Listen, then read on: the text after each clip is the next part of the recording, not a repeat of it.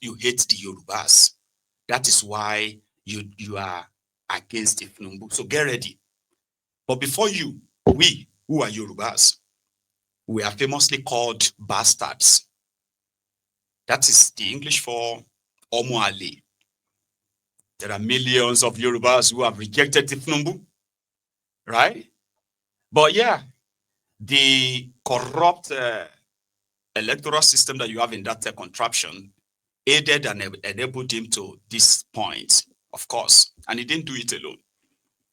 But despite that, I should remind you that the violence they wished towards you, the hatred they have towards you, which is mostly engineered by these old fools in Yoruba land, right? That will tell you that no matter what it is our own. You understand? It's our own, even if we are dying. So if they remove him now, they will now put another person. Do you think that person will care about you? Now you have a man there right now who have the responsibility, who have all the resources, who have all he needs to crush those who want to destroy his government. He's not doing that. He's enabling them. He appointed a terrorist sympathizer, somebody who is funding terrorism when he was governor. He appointed him as minister, right? But despite that, these old fools, they won't say the truth that way, that it is Tinubu himself that is destroying his own government by surrounding himself with praise singers, questionable characters, people that should be in jail, plus himself, people that should be in jail are now in position of authority, enabling all kinds of criminal activities, including terrorism. And Tinubu has no will to go after them. Our lives are in danger right now. But as a Yoruba man, you are not expected to say that. Forget all of that. He must remain the president. So if they remove him now, is he Shetima? Is he Obi? Is he Obi now? So you think the Igbos are going to love you? But this is not even about love or hate now. Tinubu has the power to keep us safe. Anybody who is, or everyone who is working against that, Tinubu has the power to crush them because his name is what everybody will be mentioning. It is Tinubu everybody is calling right now. Abi, no be so. Everybody is saying Tinubu, Tinubu, Tinubu. Abi, now this Tinubu has the power to see those who are making all of us scream his name and get rid of them. But rather, he keeps loading his regime with all these questionable criminals. Today, terrorists are having field day. You are watching them, but somebody will tell you, if you say no to it, you are Omoale Yoruba. So get ready. They call us Omoale because of this druggy certificate forger. You understand? So if you are now a non-Yoruba, who doesn't even care whether the person is Yoruba or not, whether it's Muslim or Christian, you don't care. You are assessing him based on his performance, not what the praise singers are saying, not the excuses they are giving. They will still say it's because you hate the Yorubas. So get ready. And to those of you who are even supporting him, you are non-Yorubas, but you are supporting him, right? Just also get ready that despite all your support, they are still going to call you and your people enemies of Yoruba. I am talking about those of you who are the APC, Egbekegbe members, especially in the middle belt part of Nigeria and to the eastern part of Nigeria, up to the Niger Delta part of Nigeria. They have APC there. Some of their state governors are now APC, by the way. But despite their involvement, their supposed support for Ashiwaju, the Ronukus are still going to accuse you and your people of unfaithfulness. They will still say they can't trust you. Now, those who are going to fuel that, they are already at work. I just thought I should remind you, like the video you just watched. All those old fools like that, they are everywhere. The only weapon they have is to, is to push tribal, ethnic sort of narratives away from the real problem. And what is the real problem? Either by the commission or omission, which in this instance, we cannot even say commission or omission, but we're going to say collusion. Out of collusion of the people in government, protecting terrorists, explaining away why we have to kind of understand them, right? Has shown that Tinubu is on the side of the terrorist. It is now upon him to prove us wrong enough that any reform he says he is doing, which is in itself pure propaganda and falsehood. But that's not the key conversation tonight. Insecurity has put everybody's lives in danger. And the right thing to do by everyone right now is to make him do his job. And if he's not going to do it, it is right for you to say, okay, you know what, we don't want you anymore, rather than begin to now have that sentiment of, Nigeria has always been like that. Imagine older people telling the younger people that Nigeria has always been like that. Here you get, just pray to God to protect you. How can you say God protect me when the terrorists killing us are more protected than us? Do you get what I mean? What do you want God to do? Perform miracle and what? Every day people are getting kidnapped. That doesn't really augur well. So rather than push this tribal, ethnic, whatever that they're already pushing, calling people Omali, enemy of Yoruba, the real enemies of Yoruba land are those who see the truth, but they ignore it and fail to tell Tinubu the truth. And what is that truth? If Tinubu is from Yoruba land, even if he is so selfish as is known, his selfishness at least should cover the same people who share the same either tribe or ethnic with him to some extent. Even though that in itself is actually like unfair to say. But I'm just saying they are selfish, aren't they? Right? But their selfishness is just for themselves. They don't give a damn whether you are Yoruba or Muslim or Igbo or any, they don't give a damn. They are trading on our blood. So anybody pushing tribal, ethnic, whatever, as you go forward, should be considered as the enemy of the people, in my own opinion. Meanwhile, in furtherance of his response to Donald Trump's statement, right? Oh, hang on, I should have said that. The Minister of Defense, former governor of Jigawa, is that Jigawa or Kebbi? Oh my God, now Jigawa. Badaru has resigned from his position as defense minister under Tinubu, making him the first person to resign, a defense minister to resign in the middle of war. You know, and it seems like the terrorists are pretty much winning anyway. So Badaru has resigned. More details from that later. So they said the Nigeria image sort of like hit the rock bottom internationally, right? Nigeria's diplomatic presence have been so damaged over the years. They dwindled and dwindled and dwindled until it becomes a sort of a political gift for the political anger-ons. So Tinubu appointed now, I think 3 plus 33, that's about 30, 36, 10 plus 2, that's 38. He's appointed about 38 ambassadors now. You know, clowns called jesters, praise singers, and what have you, to go abroad and represent Nigeria. You know, I don't want to go into them much, but one person that stood out in all of this is the former immediate past INEC chairman, and that is Yakubu Mumudu. Yakubu committed a sacrilege, right? Botched what was supposed to have been, you know, close to normal electoral experience for many, many people who voted for the first time. He botched it. He gave them hope that technology will be involved in their charade in 2023, only for him to pull that out in the middle of the game. Now, he left ingloriously. However, people thought he was just going to disappear into the oblivion. Nobody's going to hear from him again. But that won't be until Tinubu submitted his name to the National Assembly as to be considered as an ambassador, a non-career ambassador. What do you really think that looked like? But to an average corrupt-minded Nigerian, right?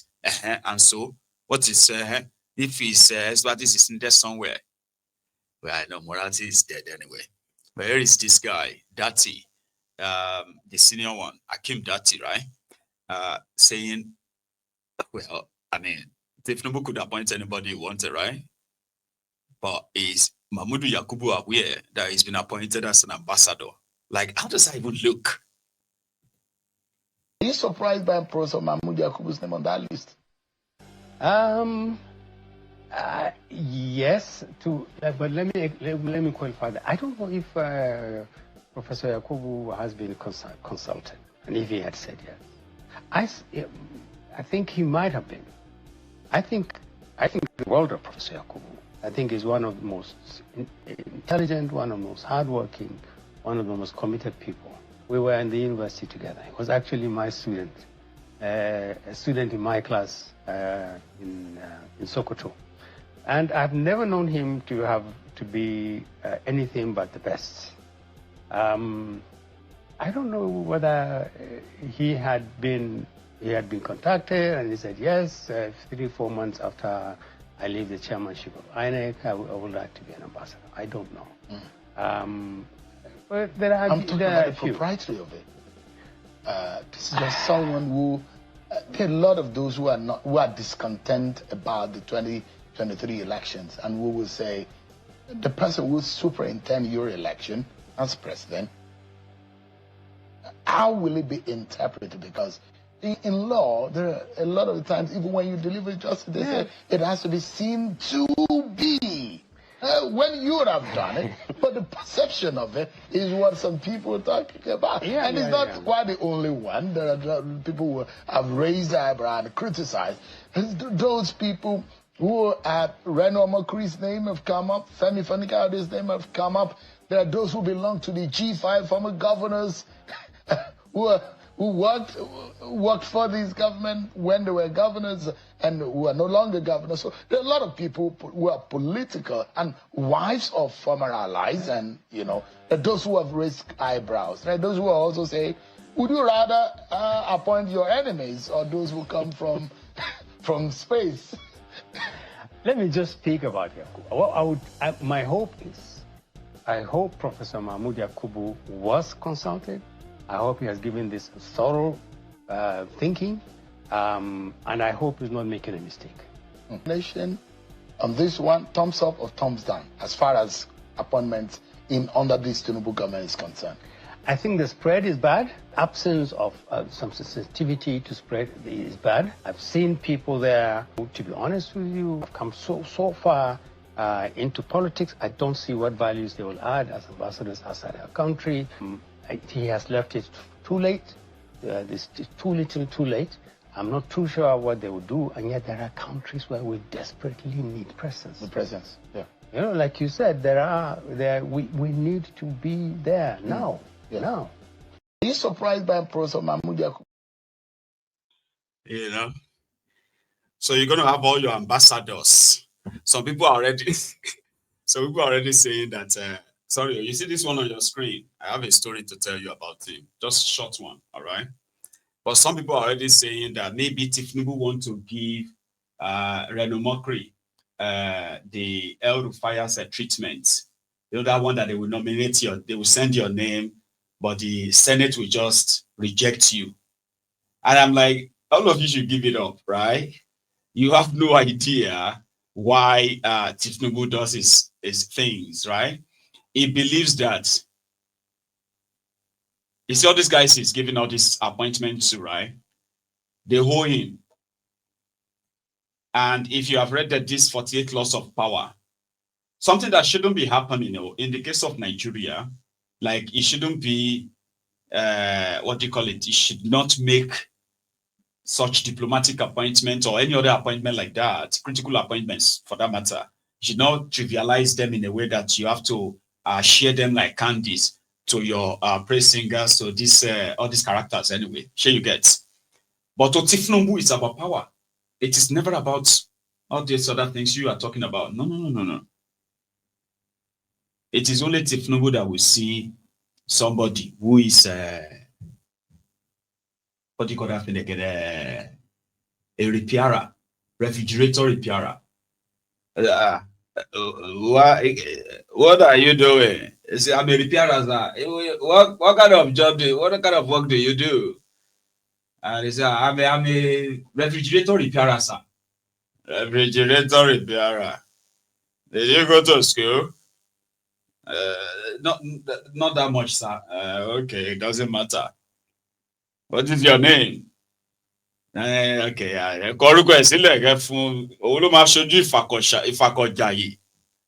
That's your next House of Assembly member. That's it. Now that's Tinubu. It's not about, but when he needs those ones he wants to put where money is. Sure, you get now like grab asset here and there. He will pick the professionals. And he will now groom them for that particular thing he wants them to do. And that is what Tinubu does. For anything else, all these things you are talking ambassador about. Reno, she was ambassador. Yeah. Yes. I can do ambassador. Say, yeah, okay. But it's ambassador no here. I'll send your name. That's how Tinubu does his own thing. You can sit down and now you can be like, you. It was wrong. That one that is talking there. Yeah, go there. What is your name? My name is Agbabiak Agbabiole. Right. It's our estate agent, sir. Estate agent. Koruko Esile on the next senator, Lagos West. That's how he does his own thing. Well, maybe not like that. But that's how much like Tinubu doesn't have to be like, yay.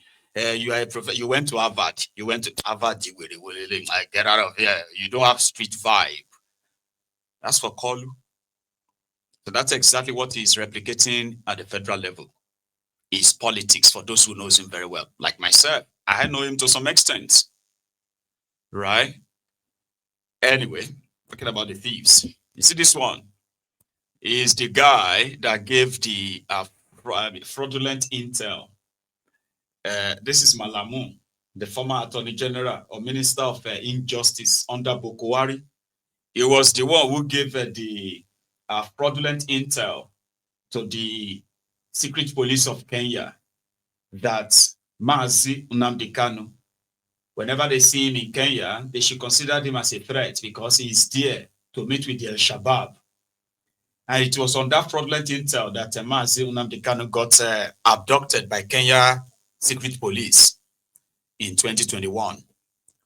So when they found out that Nnamdi Kanu had nothing, no link to any terror group or any other group for that matter, so they told him, and he said, could you please let me go then? And like, you've had me in this same position for nearly a week. They said, sorry, we can't do that. It was Nigeria that gave us this intel.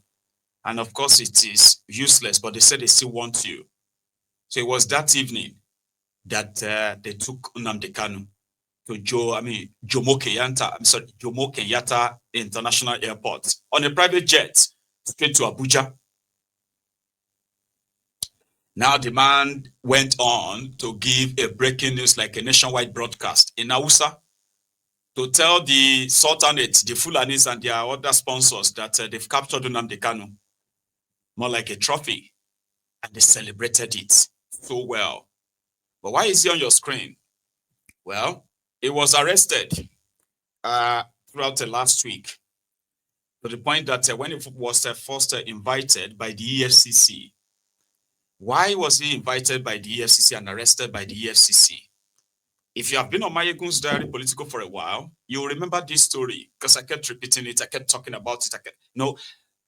I realized that is the only way we can cure Stockholm Syndrome, which many Nigerians suffers from. Do you understand? But when you keep reminding them, it won't go out of your mind. Malami was a great thief. In 2015, in fact, in 2014, when Goodluck Ebele Jonathan was your president, they had this, negotiation, right, with the few countries holding Abacha's loot. They were talking about refunding and returning the loot at the time. Then they were at the link of receiving the loot, Abacha loot, which at the time, the total of the loot they finally got back in the name of Abacha loot under Buhari in 8 years, we say it was like over $4.6 billion. Don't get me wrong. Malami is not in the Ministry of Finance. It doesn't work with the economic this or that. You understand? So when Jonathan was about to leave, it was for the government to just give this UK, as well as Switzerland, and I think US as well, and one other country, to just give them accounts where they should pay that returned loot, Abacha loot, into. Then Egbere Jolantan lost his own re-election. Bokwari came in.